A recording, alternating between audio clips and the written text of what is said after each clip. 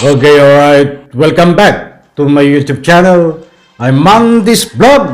Naku po, mainit, matindi. Mga kaibigan, itong ating tatalakayin. Arnie Tevez biglang lumutang. Nakikiusap sa mga kapulisan, inutusan ang mga kapulisan na kung pwede ay hulihin at ikulong itong ating kasalukuyan Pangulo na si Bongbong Marcos dahil di umano ito ay adik. Yan mga kaibigan at marami pang iba laman ng video na yan ang ating tatalakayin. Kung bago pa lang po kayo sa aking maliit pa na YouTube channel, inaanyayahan ko po kayo, please subscribe. Sabay-sabay po nating like ang video na ito kung nagustuhan nyo po. Ako'y muling nakikiusap mga kaibigan, kung pwede lang, patapusin po nating panoorin ang kabuuan ng vlog na ito. At nang sa ganon, lubos po nating maunawaan. Heto na, samahan niyo po akong panoorin. Pagkatapos po nating mapanood, ay magbibigay po tayo ng kaunting komentaryo, public opinion, na naaayon po diyan sa gulong ng video. Samahan niyo po akong panoorin.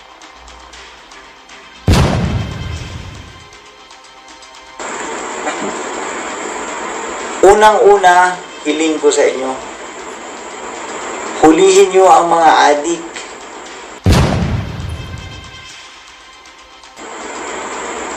Lalo na ang mga nagbebenta ng droga. At kung pwede, please, pakiunahin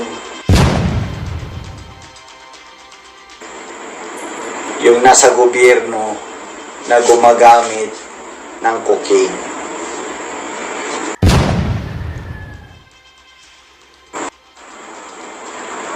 Kumusta mga palangga?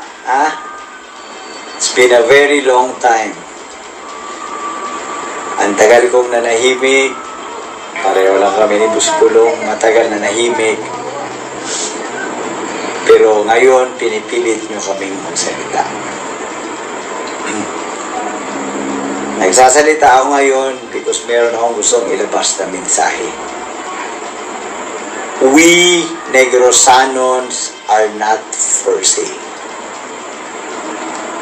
Kung meron man dyan sa Negros na nabayaran na, nakabaligya na mo, nabenta na yung pirma nyo, pwede bawiin nyo or mag-execute kayo ng affidavit na nabayaran kayo.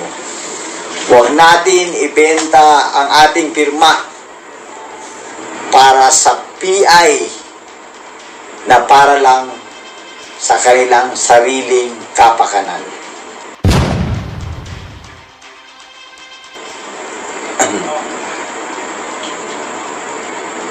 Para sa mga nagpapatakbo dyan, mga nasa gobyerno natin, sobra na ang inyong pang-aapi sa mga hindi sumasang-ayon sa inyong mga gawain. Sobra na. I support the stand of the Dutertes. Tama ang sinabi ni Mayor Baste na tabad ka, wala kang malasakit, kung wala kang plano sa ating bayan, mag-resign ka na lang. Tama rin si Buspulong na tinitira siya. In-example niya pa ako.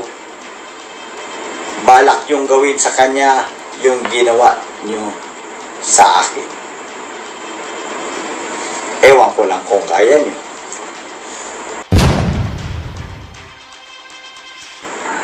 Siyempre ako, ordinaryong tao, si Buspulong, ibang klaseng tao yan. Pero sobra na. Tama rin yung sinabi ni PRRD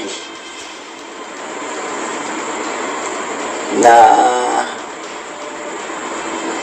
dati gumagamit, ngayon gumagamit pa rin. Kung si PRRD may intel, ako rin may intel. Alam ko yung katotohanan. Diba? naalala nyo, binanggit ko yung supplier si Bibrot Nolan.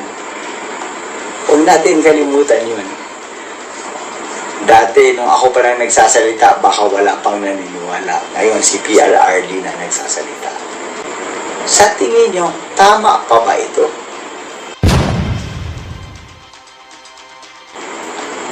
Or tama na? Paano natin ito matutuldukan? Papaabutin pa ba natin ito ng 6 years? Na magtiis tayo ng ganito? Tingin ko, kailangan na natin magkaisa.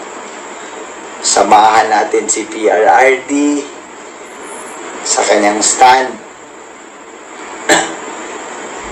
na kailangan na ng pagbabago sa lalong madaling panahon. Anyway, sa tanong ko kung saan tayo hihingi ng tulong, seryoso ako, please leave your comments on the comment section below kung saan tayo pwede humingi ng tulong. Sa mga militar at pulis, ako ay nananawagan din sa inyo. Obligasyon nyo, katulad ng sabi ni PRRD kagabi, na tulungan ang taong bayan at panindigan ang ating bahay or konstitusyon.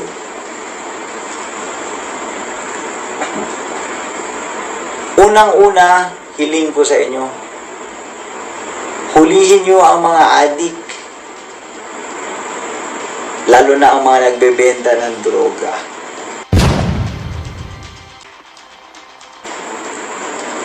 At kung pwede, please, pakiunahin yung nasa gobyerno na gumagamit ng cocaine.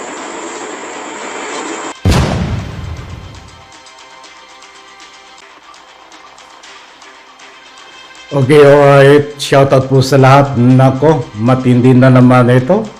Nananaginip ng gising, nagkatulala sa hangin. Oh, ba talagang?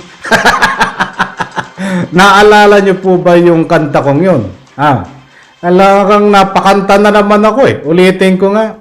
Nananaginip ng gising, nagatulala sa hangin.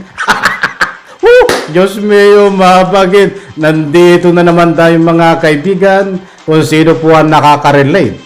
Nung kantang yun, yan po ay theme song nitong si Mr. Clean at nitong ika nga po si Topacio before, ha? Pinadahanan lang po natin. Talagang napakanta tuloy ako. Maliwanag mga kaibigan. Diyan po sa video na yan, ang bigyan po natin ng highlight. Alam kong basura ito, but padaanan po natin ng kaunti. Dito sa sinabi ni Arnie Tevez na kailangang hulihin ang mga adik, ang gumagamit ng bawal na gamot, at siyempre unahin itong nasa gobyerno na gumagamit ng pinagbabawal na gamot. Hindi ko nasasabihin yung uri yung pinagbabawal at baka ako'y maparusahan naman ni Lolo YouTube. Bawal yun eh. Ang pinupunto niya dito, ang ika nga po'y gusto niyang ipahiwatig ay walang iba kundi si ating kasalukuyang Pangulong Bongbong Marcos. Siya po ay nananawagan at inutusan ang kapulisan na kung pwede ay hulihin itong si Bongbong Marcos na gumagamit ka ng di umano ng pinagbabawal na gamot at isang adik. Sabi nga niya ay kilala niya ang kanya po ang supplier di umano nitong si ating kagalang-galang na Bongbong Marcos. Talagang matindi ano. Diyos mio, mahabagin. Nananaginip ng gising, nakatulala sa hangin. Ay, bangag ata to eh. Ay, sama-sama na silang bangag, mga kaibigan. Di ba? Alam niyo alam naman natin ng karisma nito eh. Na talaga ang karisma nito ay bangag eh. Ay, sama-sama na silang bangag, di ba? Kayo po ba mga kaibigan, mga mahal kung taga-subaybay, basis man o hindi, sasama po ba kayo o naniniwala sa panawagan nitong si Arnie Tevez na nagtatago sa batas na wanted, na sabi niya ay kung pwede hulihin, unahing hulihin itong ating Pangulong Marcos kagalang-galang. Tama po ba ang sinabi niya? Karapat-dapat po bang hulihin ito pong si Pangulong Bongbong Marcos? Ayon po dito kay Arnie Tevez. Dahil karapatan daw po na hulihin. Ayon kay Arnie Tevez. Kung ano man ang inyong salubin, public opinion mga kaibigan, diyan po sa comment section ay pwede kayo mag-iwan ng anumang inyong pong public opinion. Yan ay buong puso ko pong irerespeto. Bata masasabi ko lang dito, ayan lakas ng loob na magsabi ng dapat unang hulihin at ikulong itong si Bongbong Marcos na ating kagalang-galang na presidente. Dahil adik daw di umano ito. Sabi nga niya ay siya ang unang nagbunyag nito. Ay bagamat wala pang naniniwala sa kanya noon. Dahil siya lang ang nagbunyag. Ay ngayon ay sinusuportahan niya itong pagbubunyag din ng isang bangag din na si Duterte. Kahit sino pa ang kasama mo diyan na magbunyag ay pawang basura. Kahit nga binunyag itong ni Duterte, kahit nga sinabi, ay siya nga ang lumalabas dito ng loko-loko. Dahil pawang invento, mga kaibigan, pawang paninira. Unang-una, padaan natin kaunti. Mayroon pong ika nga po'y katunayan na naglabas ang PIDEA na ito po hindi kasama sa ika nga listahan ng gumagamit na droga. In one word, isang paninira lang at invento. Natatawa ako, di ba? Ang lakas ng loob niya. Sabagay, karapatan mo.